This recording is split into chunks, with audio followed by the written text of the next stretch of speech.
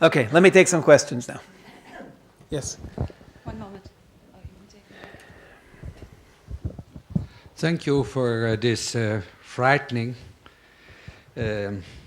lessons.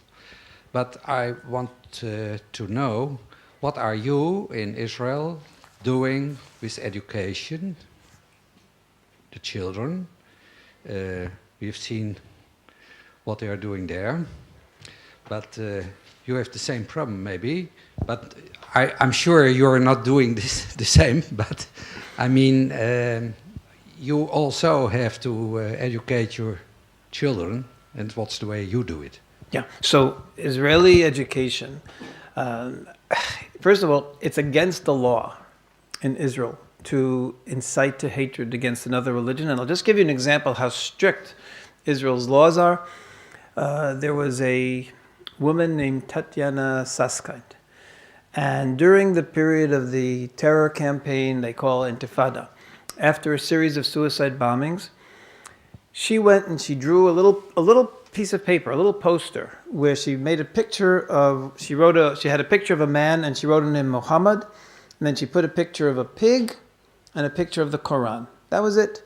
Pig, Muhammad, and Quran. And she just was giving this out in the street, warning people, we have this terrible danger, this is connected to Islam, etc. That poster by this insignificant person was found by someone who brought it to the press. The newspapers publicized it not to give her support, but to condemn her. The woman was arrested. Eventually was put in jail for a few months for insulting another religion, insulting Islam. And this is not an important person, this is not official. It just shows how Israeli society doesn't allow hatred. Israel will allow you to condemn terrorism and to fight against terrorism, but they won't allow Israelis to make the jump and say, therefore Islam is terrible, therefore Muslims are bad, therefore. That literally, it's against the law in Israel to incite. So there is, in fact, just the opposite. Israeli education presents Islam as one of the three great monotheistic religions, and it teaches about Christianity, it teaches about Islam.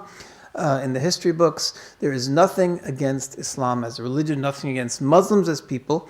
It deals with the issues of terrorism. But what's bad about Muslims, and when it's bad, it's only when it's terrorism. It's not anything else. Yes, please. You mentioned the event in Canada with Palestinian children. Did you find out what happened to them? We only know there was no follow-up story. It was just a big story that one day, and we don't know if they actually took the disciplinary measures. But we do know that they have a word for all contact with Israelis, which they call normalization. Normalization is seen as a terrible crime, and in the last few weeks, there were a number of articles attacking normalization against Israel. We're about to release a bulletin about that, and let me just make a note here at the end. We release bulletins by email a few times a week. All of the items you saw today, the Mufti's speech and the Fogel killer glorification, all went out by email. Anyone who wants to receive our emails, just write to us at pmw@palwatch.org and say in one word, I want to subscribe, and we'll put you on our email list. So you'll be able to get it. If you don't want to write it down and you want to give me a card, I can also give you a card in at the office, so you can subscribe. My name is Verhoog. I think you are going on a very useful and very important tour, trying to give the right information to a lot of governments. Oh, dat is hem. Yeah. But my question is, in my opinion, any decent government should be aware of what you have been telling us tonight. And well, my question is, in what way do they react when you give this presentation? Are they very surprised, or are they, or can you convince them of something, or? Yeah, well, that's my question. Okay, so first of all, you would be, and you will be, totally surprised to know that not only isn't any decent government not aware of this, but even the Israeli government, and Israel has army intelligence and following this material, the stories that I'm just mentioning in the last few weeks, Netanyahu spoke about the Mufti. On his website, it had the whole speech of the Mufti and a link to Palestinian Media Watch. He spoke about the Fogels, and it linked to Palestinian Media Watch. The book that we just published last month was given by the Israeli negotiators to the Jordanians. As much as Israel intelligence is looking for things, they're not looking in the way that we are as a research institute. They're not studying sporting events. They're not studying the culture. They're not studying even the rallies. They're studying terrorists. They want to see. So we are supplying the Israeli government, and even the Israeli government is surprised sometimes by this, and the Israeli government's getting it from us. Certainly true about European governments, certainly true in the United States. We're welcomed there because they don't have this information. They don't have this information, and that's one of the reasons why we do this, is because when we go to these places, we find that no one has any idea what's really going on, and we find also, I'm convinced that a lot of Israel's isolation in Europe today is because of misinformation and lack of information. And the more we can succeed in getting this to different European parliaments, I believe we can slowly chip away. And we want to get to not just the Christian parties. Most of the participants today were Christian parties. We also had the advisor or the assistant to the foreign minister. But we also get to other parties as well. And that's the goal, is to reach the other parties as well and turn Europe around. I think it's doable because the material is there. Did they react when you gave your presentation? Yes, they did. Yeah. What did they say? This is not my first time here. I spoke last year and then a few years ago in the Foreign Affairs Committee of Parliament, and I was in Parliament actually 6 months ago also with a special report we did specifically on Dutch funding of the Palestinian Authority, so that it wasn't completely new for the people who were there. And the response at the end was very specific and concrete discussion about legislation. In other words, we went beyond, okay, this is the problem, and we went very, very straight to what can we do about this. And I think there's going to be legislation tabled based on a suggestion that we discussed at the end of the session today.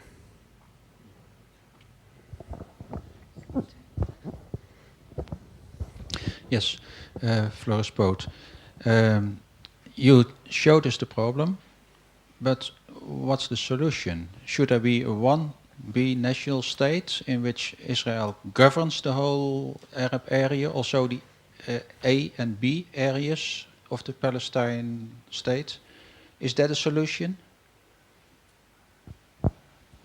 You have to go somewhere in this situation. Okay, so I want to tell you something very interesting. A poll was done in 1996 by a person named Khalil Shkaki. He's the most important Palestinian pollster. 1996 is important because it's at the very, very beginning of the Palestinian Authority. The Oslo Accords were implemented only in 94, and most of the areas was still under Israeli rule. So this poll, taken in 1996, was after 27, 28 years of Israeli administration and Israeli rule of Judea and Samaria and all the Palestinian population. Palestinians were asked to give ratings for 4 different places in the world in democracy and human rights. Now, 50% of them gave the Palestinian Authority a positive rating in democracy and human rights. About France, 55% gave a positive rating. The United States went even higher. 65% gave the United States a positive rating. What about Israel? The best in the world. 78% of Palestinians gave Israel a positive rating in 1996. So what are we seeing? Now, this poll was done in 96. The next year, the poll was done again. It went from 78% positive to 76% positive. The next year it was done again, it was 75% positive.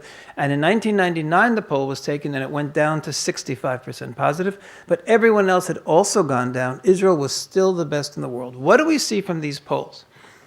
Contact between Palestinians and Israelis made Palestinians think that Israel was the best in the world in democracy and human rights. They actually admired Israel. In other words, why am I telling you this? In answer to your question, hatred of Israelis by the Palestinian population is not something that they're born with. It's not something inherent. It's something that they were taught. It's something that they were taught. Because just 15 years ago, they admired Israel in democracy and rights more than any other country in the world. What we want, and why are we promoting peace education? We have to return to that situation. We have to return to a situation where Palestinians appreciate Israel, learn about Israel, based on our being a good neighbor that we were for all of those years. That's why we say we're not jumping ahead to what the final solution will be. What we're jumping ahead is right now what we need. What we need is real peace education. What we need is Palestinians to learn the truth about the Israeli interaction with them for all those years, which they've forgotten in the last 15 years of this demonization. Once we have a Palestinian population that has been taught to accept Israel, has been taught peace, and appreciates that Israel just wants to be a good neighbor, then it'll be much easier to talk about a solution.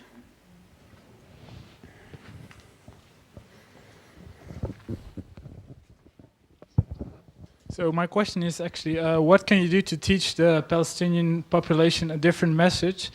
Because I believe that maybe the mainstream Palestinians will not actively support this.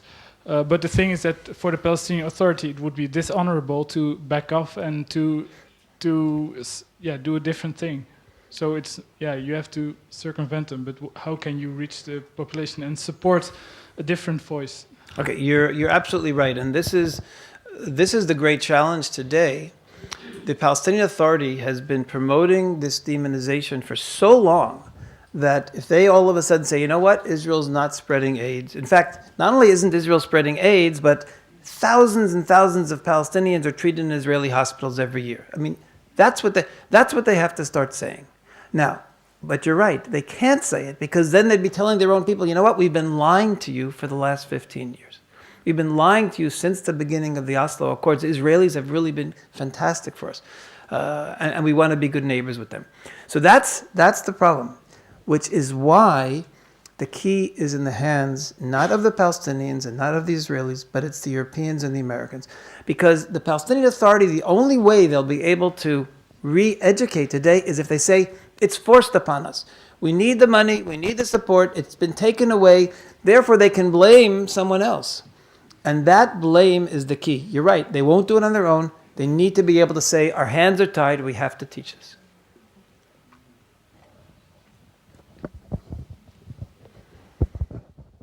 Itamar, thank you for being here.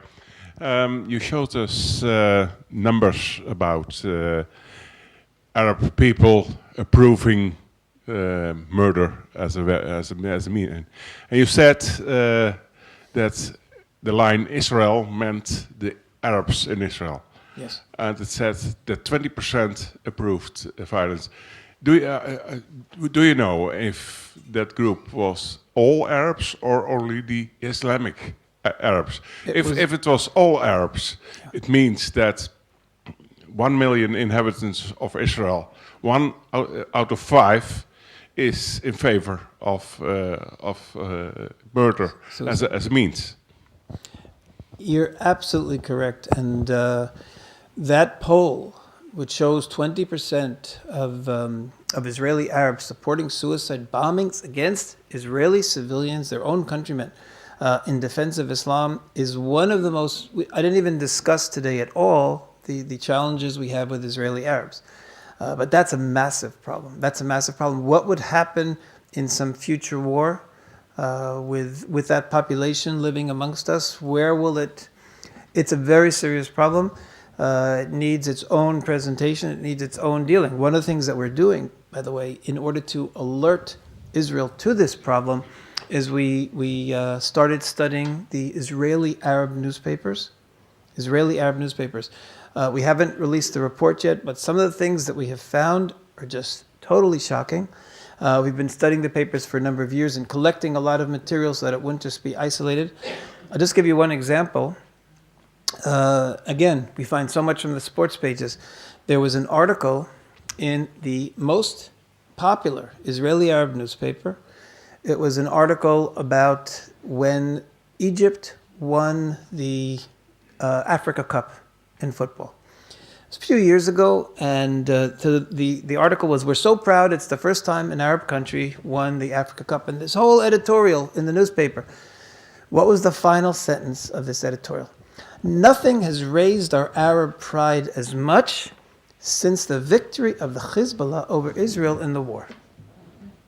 That was the comparison. That's what raised Israeli Arab pride. The victory of Hezbollah. Hezbollah was bombing civilians in the north, and that was what raised their... And now this is saying... So that was, again, a shocking, coming from the sports pages, an innocent little comment, but it's telling you again about how certainly that writer is totally not a part of Israeli society, totally identifying with Israel's enemy, the Hezbollah, that's what raised his Arab pride. So there is a major problem with Israeli Arabs, but it needs a total different treatment because, of course, these are citizens of Israel living amongst us, and we have to have a whole different approach towards bringing them back into Israeli society. Ik denk dat we nog tijd hebben voor 1 of 2 vragen. Many people are denying the Holocaust today, and I might think many Arabs will do that. It was very interesting to hear about that essay from that girl who interviewed Hitler and who just told her that he killed so many Jews. How do the Palestinians teach their people about the Holocaust? The Palestinian Authority has made a point of having no proper education about the Holocaust. When I say no proper education, I'll just give you an example. We recently, a few years ago, did a report on the 12th grade school books in the Palestinian Authority. They had just come in to use. So we studied every single book, and we studied their history books as well. And in the history of the 20th century, there's a number of chapters dealing with World War II. It goes into great detail. This battle, that battle, the other battle. And it goes into details about the Nazi ideology. It says the Nazis had a racist ideology. They believed in Aryan supremacy. And it goes on discussing the racism and the Aryan supremacy. And then it has another section on the Nuremberg trials. And it says in Nuremberg, after the war, the leaders of the Nazi government were put on trial for their war crimes. The amazing thing, nowhere does it mention what the Nuremberg trials were about the Holocaust. Nowhere does it mention that the racism was directed primarily about the Jews. It's a completely erased. The Holocaust is missing completely from the education. And they had to go like this to leave it out, because they were talking about it by talking about the Nuremberg trials. And yet they ignored it. Palestinian Authority is a principle not to teach about anything that could create any kind of sympathy toward Israel, sympathy toward Jews. What's done by the teachers, we don't know. Obviously, there's some education here, because this girl knew that they were being killed. Maybe what she said, she actually heard from a teacher. We don't know. But we know that there is not one word about the Holocaust in any of the formal education. Last year, and this is very interesting, last year there was pressure being put, and somebody asked about, no, this wasn't here. There was pressure was put on on UNRWA. UNRWA has its own school system. They use the Palestinian Authority school books. Pressure was put on UNRWA to include the Holocaust in school books, so they should educate Palestinian children in all the refugee camps that they run about the Holocaust. And there were a whole series of articles in the Palestinian official papers about leaders and officials saying we should never ever teach Holocaust education. One of the officials said, if I remember correctly, he said, there is so much controversy about the truth of the Holocaust. Why should we get involved in teaching this topic at all? And then there was a vote by the teachers' union, by the unions of the workers of UNRWA schools, which means Palestinian teachers in the school, and they voted against teaching the Holocaust. So still today it's not being taught in UNRWA schools, either because the teachers are refusing, even though the UN felt that it should be there. So in answer to your question, 0. There is no Holocaust education and certainly no Holocaust education that's presenting it properly.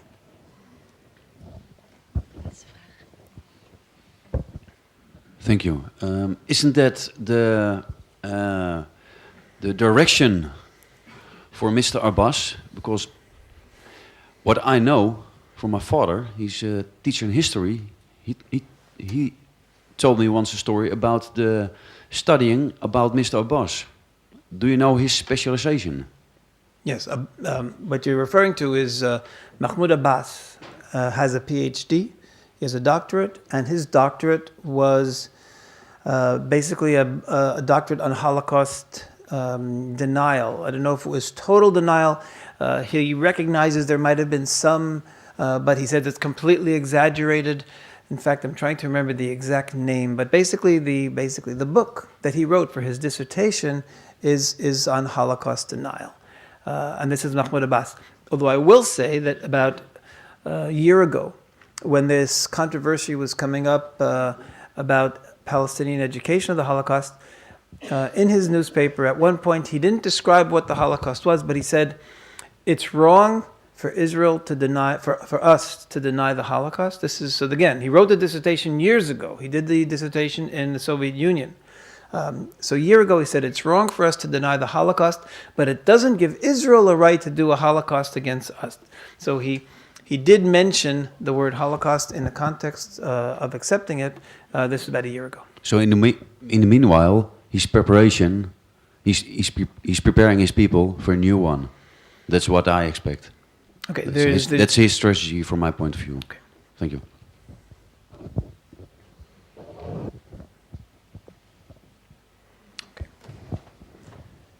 Thank you very much.